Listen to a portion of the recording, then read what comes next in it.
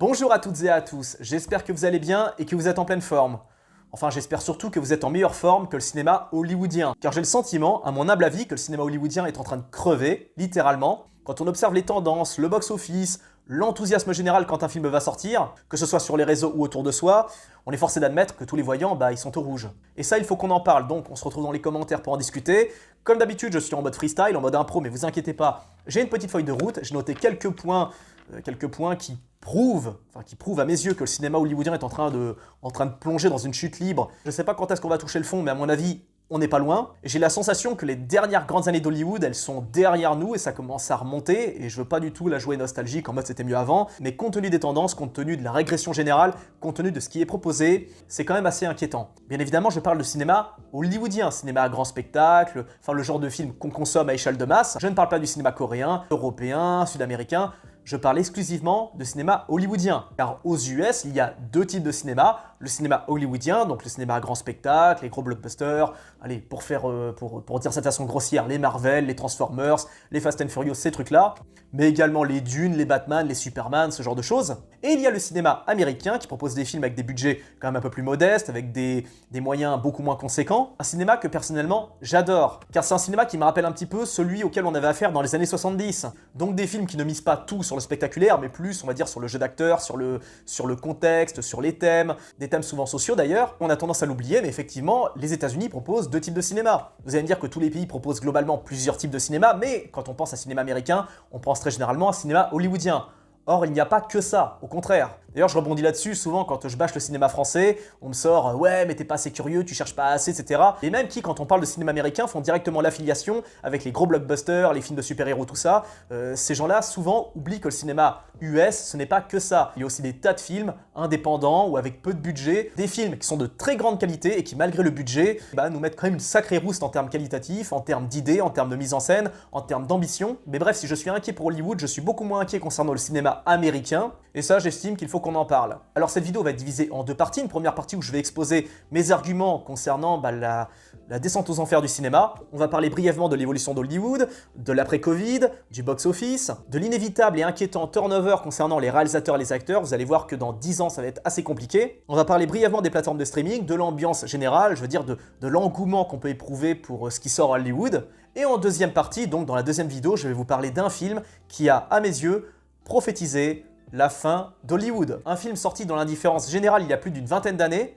Un film qui a pourtant été mis en scène par un réalisateur très connu, qui a réalisé deux films que je suis sûr vous adorez. Au casting et surtout au premier rôle, vous aurez un acteur multi-récompensé, oscarisé, super connu que là aussi vous adorez sûrement. Mais je vous réserve la deuxième vidéo, ce sera une vidéo assez courte où je vais vous exposer à peu près le thème, le sujet, de quoi le film parle. Et je pense pas me planter en affirmant que le gros d'entre vous, vous n'avez aucune idée du film dont je vais parler, parce que ce film vraiment a été complètement oublié. Je suis tombé dessus par pur hasard et autour de moi, je connais personne qui a entendu parler de ce film. Personne. Mais bref, encore une fois, on se retrouve dans les commentaires pour en discuter. Je veux votre avis. N'hésitez pas à me porter la contradiction. N'hésitez pas à me dire si j'ai raison, si j'ai tort, tout ça. Voilà. N'oubliez pas que dans les commentaires, vous ne parlez pas qu'à moi, vous parlez aussi aux autres. Donc n'hésitez surtout pas à réfléchir, à rebondir sur ce que je viens de dire, etc. Faites-vous plaisir. Allez, c'est parti, on y va. Quand on observe le cinéma hollywoodien à travers les décennies, on se rend compte qu'il y a une évolution, on va dire, logique. Chaque décennie se chevauche avec une certaine forme d'harmonie. Je résume grossièrement, les gars, on va pas commencer à pinailler sur des petits détails, je parle vraiment de cinéma de façon généraliste. Années 50 et 60, c'était vraiment l'âge d'or des films de guerre, des péplums et des westerns. Dans les années 70 est arrivé le nouvel Hollywood, je crois que c'est le terme, le nouvel Hollywood, c'est l'arrivée des grands réalisateurs comme Coppola, Spielberg, Advilsen, Cimino, des gars comme ça. Donc on avait droit à des films qui étaient des longues fresques, souvent avec des thématiques sociales, des thématiques sociétales, des films réalistes, comme on a pu le voir dans des films comme Joe ou encore Rocky du même réalisateur. Bien sûr, on ne peut pas oublier Taxi Driver de Martin Scorsese, The Deer Hunter de Michael Cimino, Serpico également avec Al Pacino, peut-être un de ses meilleurs rôles, sans oublier l'exceptionnel Midnight Express. Globalement, dans ces films-là, il y avait une thématique sociale très ancrée, très profonde, très réaliste également, et le gros des personnages mis en scène étaient souvent des prolos, des travailleurs, des flics, mais des flics vraiment, vous savez, pas les flics badass comme aujourd'hui, des flics qui sont sur le terrain, qui ne sont pas des super-héros. Dans le gros de ces films-là, c'était le règne des gens normaux. C'est un cinéma qui a tout doucement changé au milieu des années 80, car l'âme de ces films-là continue à perdurer jusqu'au début des années 80. Car oui, c'est pas parce qu'on passe d'une décennie à l'autre que tout change radicalement, ça prend un petit peu de temps. Car si vous prenez des films comme First Blood qui est sorti en 82 ou encore L'année du dragon de Michael Cimino qui est sorti en 85, eh bien ces films-là portent en eux toute l'essence des films sociaux et réalistes des années 70. C'est vraiment vers le milieu des années 80 qu'on a vu l'arrivée d'un cinéma plus violent, plus spectaculaire, avec de la science-fiction, mais de la science-fiction on va dire très hardcore, comme par exemple Predator, Terminator, sans parler des films de guerre hyper spectaculaires mettant en scène un one-man army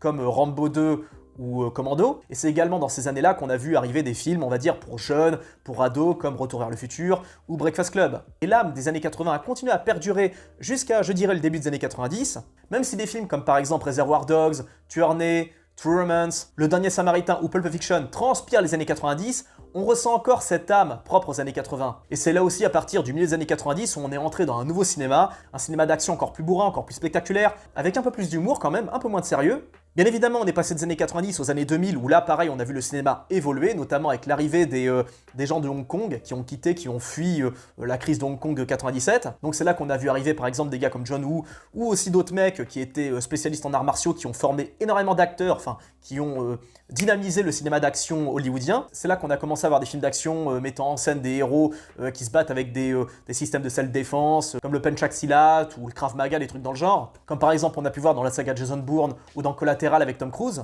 Les années 2000 ont pu voir un genre de film complètement disparu au cours des années 70, 80 et 90, les péplums, les Far West et les films de guerre. On peut noter d'ailleurs que c'est Il faut sauver le soldat Ryan de Spielberg qui a fait entrer les films de guerre dans une nouvelle ère, dans un nouveau système. On n'avait encore jamais vu jusqu'ici un film aussi réaliste. Et j'estime qu'il n'a encore pour l'instant pas été égalé. Quand on y pense, les années 2000, enfin regardez-moi ça, c'était juste une époque de dingue. Et les années 2010 ont parfaitement succédé à ces années 2000. Chaque année on avait des nouveautés, des dingueries et des films cultes. Et en 2020 il s'est passé quoi? Le Covid, et depuis le Covid on s'aperçoit bien que le cinéma n'est plus ce qu'il n'était. Et attention, ne me faites pas dire ce que j'ai pas dit, je ne suis pas un nostalgique, un fécond, je ne suis pas toujours à regarder dans le rétroviseur, à dire que c'était toujours mieux avant. Pas du tout, il n'y a pas besoin de remonter à bien loin pour trouver des films exceptionnels. Vous allez en 2019, rien que cette année-là, on a eu Once Upon a Time in Hollywood, The Lighthouse, Joker, et tant d'autres. Mais c'est à partir de 2020 qu'il s'est passé quelque chose. Je ne dis pas que tout est mauvais, je ne dis pas que tout ce qui est sorti après 2020 c'est naze, mais si on est un peu honnête, citez-moi 10 grands films sortis entre 2020 et 2024. Allez-y. Sur 4 ans, en réalité, on n'a pas vu grand-chose, contrairement aux décennies précédentes, où chaque année, on avait 5, 6, 7, 8, 10 films de dingue. Et d'ailleurs, je pose la question aux plus de 25 ans, est-ce que vous éprouvez le même plaisir quand vous allez au cinéma aujourd'hui par rapport à il y a 10 ans? Pour moi, par exemple, 2023 a été une année catastrophique. Et je sais que certains vont me dire « Ouais, mais non, regarde, on a eu des grands films comme Babylone. » C'est vrai, Babylone était un très bon film, même si j'estime que la dernière partie est plutôt ratée. C'était un grand film, Babylone, c'est clair. Ça a été un échec malheureusement, mais on va me sortir l'argument Barbie et Oppenheimer.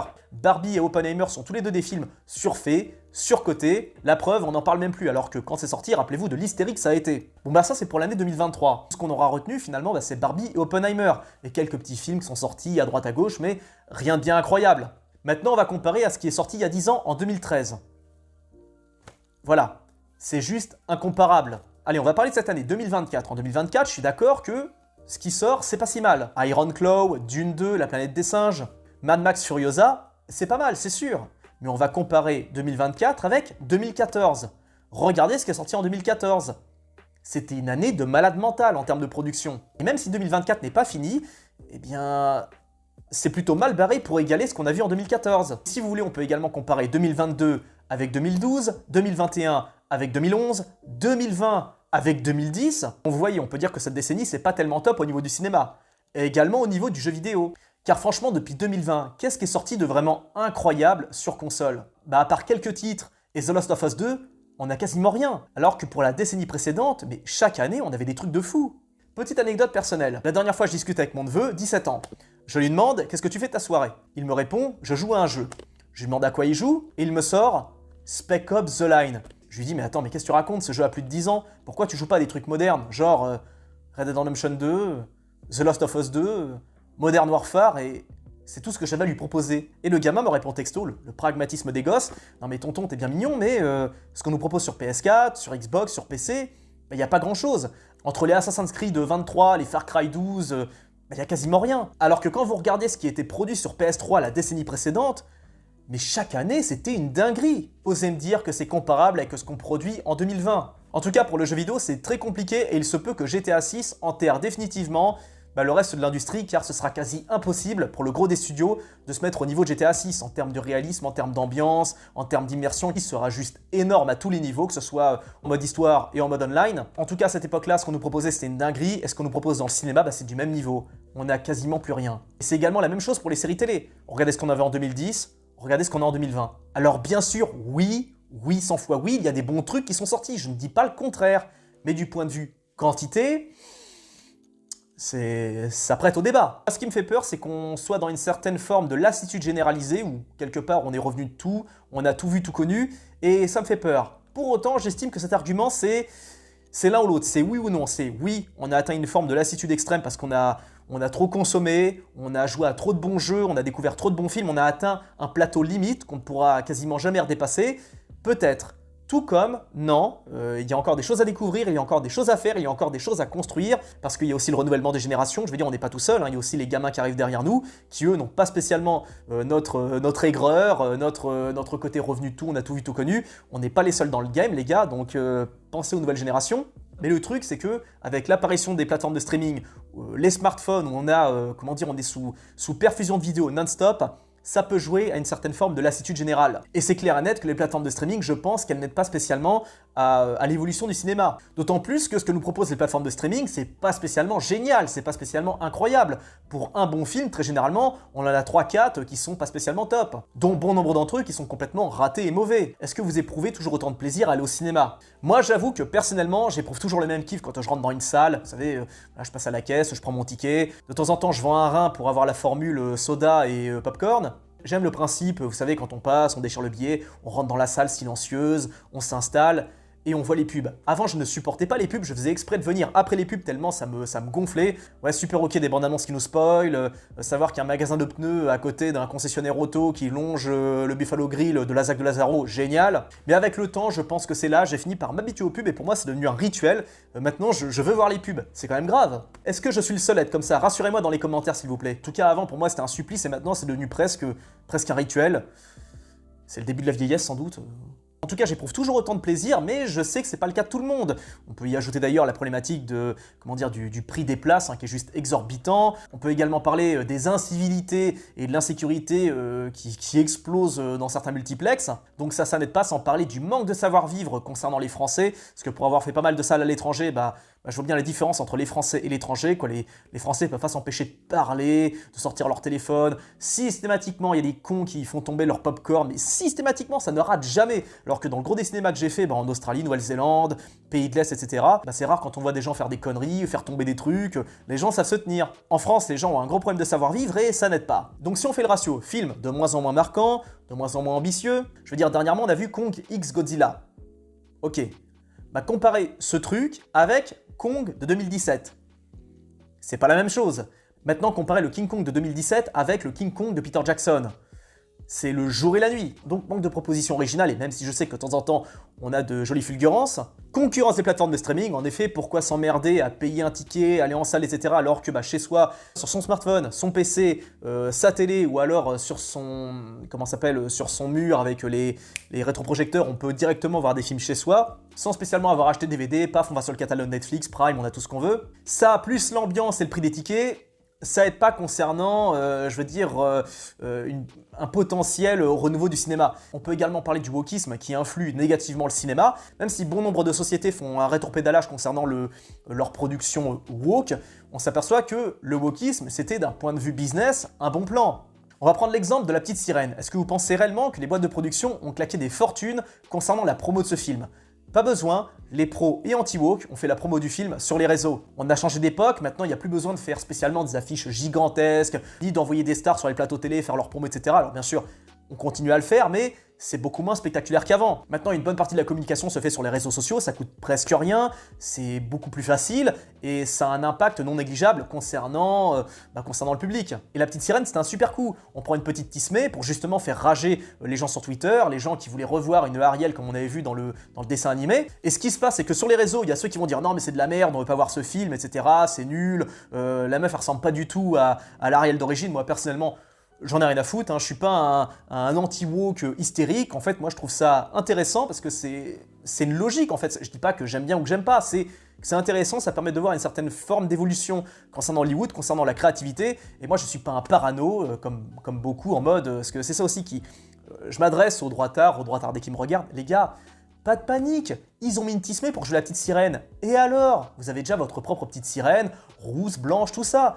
Il n'y a pas de quoi s'énerver, il n'y a pas de quoi être hystérique, et l'histoire n'est pas figée. Comprenez que l'histoire évolue, l'histoire avance. Dans 10 ans, c'est possible que la nouvelle petite sirène soit une asiate ou une blonde aux yeux bleus. C'est possible. Partie du principe que si ces films font du bruit, c'est principalement à cause des haters. Les haters vont critiquer sur les réseaux, et qu'est-ce qui va se passer en réaction? Eh bien, ça va réveiller d'autres gens, des gens qui n'aiment pas les haters et qui vont justement aller voir le film pour faire chier les haters. Et pour les studios, c'est double bénéf, car non seulement ils peuvent produire des productions de basse qualité, car regardez la petite sirène, franchement, mais c'est triste, c'est fade, c'est sans âme. J'ai rien contre la Tismé qui joue dedans, franchement elle est mignonne et tout. Enfin moi ça m'a pas choqué de voir elle en tant que petite sirène. Mais le film était naze, tout comme Peter Pan était naze. Mais comprenez que ces films-là, on est dans une ère d'économie, une ère de... c'est le capitalisme, qu'est-ce que vous voulez, c'est comme ça. Les studios, il faut qu'ils engrangent du pognon et ils élaborent des stratégies. Et la stratégie de ces films-là, c'était produire des films à bas coût, plutôt à... Enfin les mecs, on voit bien qu'ils sont pas foulés concernant la mise en scène, la photographie, concernant l'imagerie, etc. Donc ils mettent pas beaucoup de budget dans le film, mais en plus ils mettent encore moins de budget dans la production, enfin je veux dire dans la communication, vu que la communication, c'est les pros et anti-woke qui la font à leur place. Plutôt que de faire une promotion à l'ancienne avec des affiches, des interviews, des trucs comme ça, non, c'est on laisse les réseaux sociaux déverser leur... allez, je vais le dire, même si j'aime pas, déverser leur haine, et ça fait en gros la publicité pour ce genre de film. Les productions woke, j'ai bien l'impression qu'ils en font exprès pour que les gens s'énervent sur les réseaux, pour faire envoyer un maximum de promos, faire booster les algorithmes, pour que ça pousse les autres gens à regarder. Moi, j'y vois pas du tout, comme beaucoup disent, un effacement de l'histoire, enfin comme si on était au XIVe siècle. Non mais les gars, réveillez-vous, on est en 2025, enfin je veux dire... non, vous n'allez pas disparaître. C'est juste une stratégie commerciale, une stratégie dégueulasse de division. Et ça marche parce que vous réagissez, la plupart d'entre vous. C'est comme ça que ça marche. Vous irez sur les réseaux pour dire que c'est pas bien de prendre une Tismé ou une Renoir pour jouer, je sais pas moi, Blanche-Neige, etc. Bah, qu'est-ce qui va se passer? Ça va réveiller les pro-woke, parce qu'il y a des gens qui deviennent pro-woke à force de lire les anti-woke, parce que c'est un effet réaction. Ne cherchez pas à complexifier le mindset humain. Le mindset humain, en réalité, est très simple à comprendre. Ce n'est pas parce qu'on est plus informé et plus civilisé qu'avant qu'on est moins primitif, hein. N'oubliez jamais ça. Et ce wokisme, qui est une stratégie, j'estime, à court terme, bah ça aide pas spécialement concernant une espèce de dynamique, de bonne ambiance, comment dire, ça ne crée pas des good vibes. Ce qu'on veut voir, c'est des films de bonne facture, bien travaillés, avec des bons scénarios, avec des histoires qui font rêver, c'est ça qu'on veut voir avant tout, des films qui font rêver. Or, avec la nouvelle génération qui arrive, ça va être de plus en plus compliqué de nous faire rêver. Pourquoi? Eh bien parce que les acteurs qui arrivent, les nouvelles générations, elles sont à des années-lumière des générations précédentes. Et là, je sais ce que les plus jeunes vont dire. Oh là là, c'est quoi cette phrase de vieux con? T'es en train de nous dire que les nouveaux, les jeunes qui arrivent, ils sont nuls, ils sont moins bons que ceux d'avant. Bah, je suis désolé de le dire, mais ouais, sur certains points, oui. Sur une vidéo, on m'a reproché le fait que je ne prenais pas en compte le népotisme à Hollywood. Parce que j'expliquais en gros que le cinéma français est un monde composé de fils d'eux, c'est un truc que tout le monde sait de toute façon. Si vous voulez percer dans le cinéma français, il faut être fils d'acteur, fils de producteur, fils de réalisateur, réalisatrice, fils d'éditorialiste, fils de journaliste, faut avoir un pied dans la culture, faut être bien vu, faut avoir des pistons. On le sait tout ça. Et pas que pour être juste acteur de premier plan, hein, pour être également figurant, second rôle, pour travailler dans le milieu, etc. Il faut être, globalement, il faut être pistonné. Si le cinéma français fonctionne à la méritocratie, ça se verrait. Et surtout, le cinéma français s'exporterait, parce que ça voudrait dire qu'il y aurait de la qualité derrière, ce qui n'est pas le cas. Et j'avais pris en comparaison le cinéma américain, qui justement fonctionne avant tout sur une base de méritocratie, à savoir les acteurs qui cartonnent, c'est ceux qui sont les plus talentueux. Et on m'a reproché justement de ne pas mettre le doigt sur le népotisme d'Hollywood. Oui, d'accord, ok, il y a un népotisme à Hollywood, je suis d'accord, il y a Josh Brolin, c'est un fils d'acteur, Robert Downey Jr., c'est un fils d'acteur, Angelina Jolie, fille d'acteur, mais sauf que là, on parle d'individus qui étaient plutôt marginaux à leur époque, dans les années 80, 90, début 2000. Le gros des acteurs qui ont cartonné jusqu'ici, Brad Pitt, Michael J. Fox, Jim Carrey, bon après Brad Pitt il est beau comme un dieu, c'est vrai, donc quelque part c'est comme un piston, mais je veux dire, renseignez-vous des mecs comme Tom Cruise, Mickey Rourke, ou pour voir encore plus loin Clint Eastwood, Robert De Niro, Al Pacino, tout ça, c'est des gars de la base. Même chose pour Jean-Claude Van Damme, Sylvester Stallone, des gars comme ça. C'est des mecs qui sont partis de rien ou de pas grand-chose et qui sont arrivés au top du top. Et on m'a reproché de ne pas prendre en compte le népotisme actuel. Oui, d'accord, ok, maintenant il y a un népotisme qui règne de plus en plus. Le fils de Will Smith, Timothée Chalamet, tout ça c'est des fils d'eux, mais c'est un phénomène qui est relativement récent. Et c'est un phénomène qui risque progressivement de bousiller Hollywood. J'aime bien Timothée Chalamet, mais il n'aura jamais l'épaisseur d'un d'un Sylvester Stallone. Personnellement, j'ai peu d'espoir de l'imaginer faire des dingueries et des cabrioles, comme fait Tom Cruise, comme a fait Stallone, Schwarzenegger, des mecs comme ça. Parce que c'est vrai, en termes d'acteurs nouvelle génération, on a qui donc? Timothée Chalamet? Tom Holland? Putain, mais Tom Holland, quoi. Qui apprécie ce mec, sérieux? Franchement, Tom Holland, là, pour le coup, je suis en plein délit de sale gueule. Je n'aime pas Tom Holland, je n'aime pas sa tronche, je n'aime pas ce qu'il exprime. Il est vraiment... je veux dire, il n'a pas cette humanité comme ont les acteurs d'avant. Et je suis désolé, je sais que ça fait vieux con ce que je dis, mais c'est factuel. Et je suis sûr que vous aussi, vous le pensez, quelle que soit votre génération. En ce moment, on vend beaucoup un mec comme Paul Mescal, mais pareil, je vois vraiment rien chez lui, je vois rien d'incroyable, j'ai l'impression de voir un no-name, je vois... Vous savez, les acteurs, les vrais acteurs, ils ont une espèce d'aura qui se dégage. C'est vraiment un vrai métier, quoi. Je parle vraiment des acteurs, qui ont marqué leur génération, quoi. Robert De Niro, Pacino, Tom Cruise, Nicolas Cage, des mecs comme eux, c'est des gars qui dégagent une espèce d'aura, une épaisseur. Des mecs comme Paul Mescal ou comme Tom Holland, je sais pas, j'ai l'impression que ces gars-là, j'ai l'impression de les avoir toujours vus à l'université ou dans des salles d'attente de médecins généralistes. Le seul acteur qui pour moi a un véritable avenir, c'est Austin Butler, mais parce que c'est le nouveau Brad Pitt, le mec il est aussi beau, enfin il est magnifique comme un dieu, il a une superbe voix, il a travaillé sa voix, il l'a trafiqué pour Elvis, maintenant il a une voix super grave qui est super virile. En plus il est humble, il est beau gosse, humble, talentueux. J'en suis arrivé à un stade où je ne peux même pas jalouser ce mec tellement il a atteint déjà le rang de dieu vivant, quoi. Et à part Austin Butler, du côté des acteurs je vois pas grand chose, et du côté des actrices pareil, il y a presque rien. Margot Robbie, elle a du talent c'est vrai, mais chez elle il y a à boire et à manger, quoi. C'est un petit peu quelque part la Charlize Theron de son époque, c'est que Charlize Theron elle nous a fait un Monster, donc un grand film, elle a eu quelques performances qui étaient quand même à souligner, qui étaient plutôt pas mal, mais elle nous a pas sorti que des trucs complètement ouf. Même chose pour Margot Robbie, elle était juste incroyable dans Itonia, elle était excellente dans Babylone, elle s'est très bien démerdée en Harley Quinn, mais à part ça... Ouais, en ce moment on a qui du côté des meufs? On a Zendaya. Je veux dire, on a des années-lumière de meufs comme Cate Blanchett ou Halle Berry. Et ce qui se passe, c'est le turnover. Comprenez que Brad Pitt a passé les 60 ans, Tom Cruise, pareil. De Niro, Pacino, ils ont passé les 80 ans. Eastwood approche les 100 balais. Même chose pour Robert Duval. L'exceptionnel et trop sous-coté Robert Duval. Et le truc, c'est que du côté des acteurs de moins de 40 ans, je vois pas qui va réellement prendre le relais. Parce que tous ces acteurs-là, là pour revenir un peu aux plus vieux, donc Tom Cruise, Clooney, qui d'autre encore, Rob Lowe, Mickey Rourke, Stallone, ces mecs-là, ils sont construits tout seuls.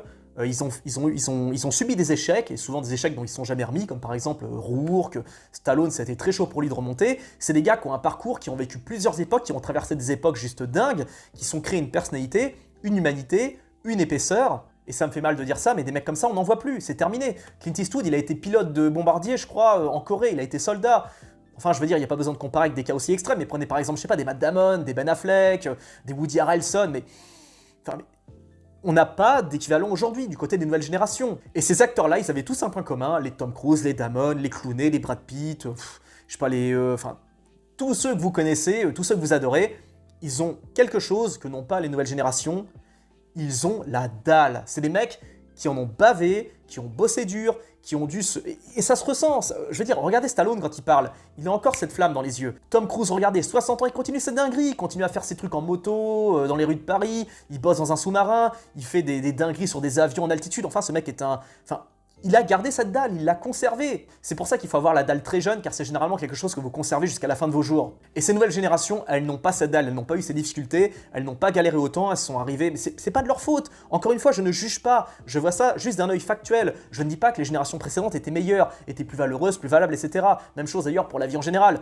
C'est juste qu'ils sont nés à la bonne époque, j'ai envie de dire, c'est qu'ils sont nés dans une époque où c'était pas spécialement facile, attention, parce que on voit ceux qui ont réussi, mais on voit pas ceux qui sont cassés les dents. Et ceux qui sont cassés les dents, ils sont encore plus nombreux. Mais des mecs comme Michael J. Fox, par exemple, qui a bien galéré avant de tourner dans sa série, parce que la dernière fois j'avais dit dans une vidéo que c'était un crève la dalle avant de tourner dans Retour vers le futur, mais en fait non, je m'étais trompé, c'était avant de tourner dans sa série, la série qui l'a fait connaître.